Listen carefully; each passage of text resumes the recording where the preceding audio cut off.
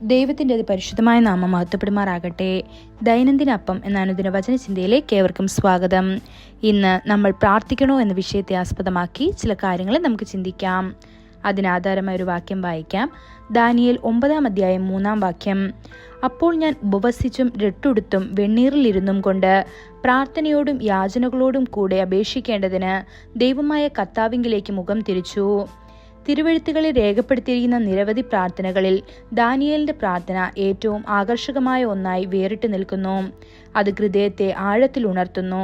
നമുക്ക് ദാനിയേലിനെ പോലെ പ്രാർത്ഥിക്കാൻ കഴിയുമെങ്കിൽ നമ്മുടെ ജനതയും തീർച്ചയായും ഒരു ദിവ്യ സന്ദർശനം അനുഭവിക്കും. ദാനിയേൽ പ്രാർത്ഥനയിൽ എത്രമാത്രം സമർപ്പിതനായിരുന്നുവെന്ന് ബൈബിൾ നമ്മോട് പറയുന്നു. ആ ദിവസങ്ങളിൽ ദാനിയേൽ എന്ന ഞാൻ 3 ആഴ്ച മുഴുവനും വിലപിച്ചു. 3 ആഴ്ച മുഴുവനും കഴിയുന്നതുവരെ ഞാൻ സുഖകരമായ ഭക്ഷണം കഴിച്ചിട്ടില്ല. മാംസമോ വീഞ്ഞോ എൻ്റെ വായിൽ വന്നില്ല. എന്നെ തന്നെ അഭിഷേകം ചെയ്തതുമില്ല എന്ന് ദാനിയേൽ 10 2-3 വാക്യങ്ങളിൽ കാണപ്പെടുന്നു. നമ്മുടെ നാട്ടിൽ ഉണർവ് കാണാൻ നാം ആഗ്രഹിക്കുന്നുവെങ്കിൽ ദാനിയേലിനെ പോലെ നാം പ്രാർത്ഥിക്കണം.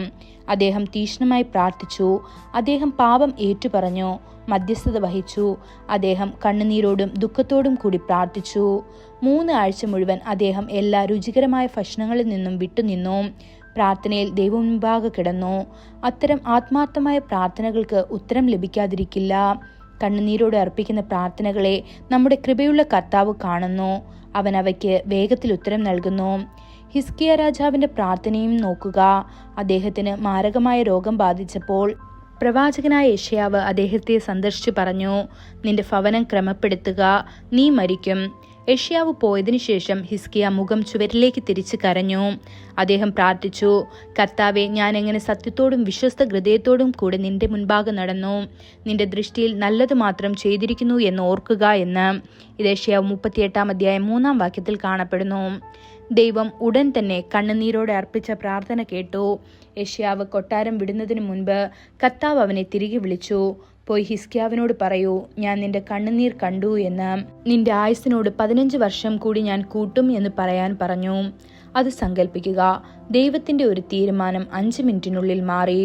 കണ്ണുനീരിന്റെ പ്രാർത്ഥന ഹിസ്കിയാവിന്റെ ആയുസ് വർദ്ധിപ്പിച്ചു. ദുഃഖകരമെന്ന് പറയട്ടെ, ഇന്ന് പല പ്രാർത്ഥനകളും വരണ്ടതും നിർജീവവുമാണ്. അത്തരം പ്രാർത്ഥനകൾ സ്വർഗത്തിലെത്തുകയോ ഉത്തരങ്ങൾ നൽകുകയോ ചെയ്യുന്നില്ല. പ്രിയ ദൈവമക്കളെ, ഇന്ത്യയുടെ രക്ഷയ്ക്ക് വേണ്ടിയാണോ നിങ്ങൾ പ്രാർത്ഥിക്കുന്നത്? ഉണർവിനായി യാചിച്ചുകൊണ്ട് നിങ്ങൾ ദൈവം മുൻപാകെ സാഷ്ടാംഗം വീഴാറുണ്ടോ? തീക്ഷ്ണമായ പ്രാർത്ഥന വലിയ ഫലങ്ങൾ നൽകുന്നുവെന്ന് നിങ്ങളുടെ സ്വന്തം അനുഭവത്തിൽ നിന്ന് നിങ്ങൾ തീർച്ചയായും കണ്ടെത്തും. ഈ വചനങ്ങളാൽ ദൈവം നമ്മെ ഓരോരുത്തരെയും അനുഗ്രഹിക്കുമാറാകട്ടെ. കൂടുതൽ ധ്യാനത്തിനുള്ള വാക്യം യോവേൽ 2 12 എന്നാൽ ഇപ്പോഴെങ്കിലും നിങ്ങൾ പൂർണ്ണ ഹൃദയത്തോടും ഉപവാസത്തോടും കരച്ചിലോടും വിലാപത്തോടും കൂടെ എങ്കിലേക്ക് തിരുവീൻ എന്ന് യഹോവയുടെ അരുളപ്പാട്. ഇന്നത്തെ ബൈബിൾ വായന രാവിലെ സങ്കീർത്തനം 91, 92, 93 അധ്യായങ്ങൾ. വൈകുന്നേരം റോമർ 15 1 മുതൽ 13 വരെയുള്ള വാക്യങ്ങൾ. ആമേൻ.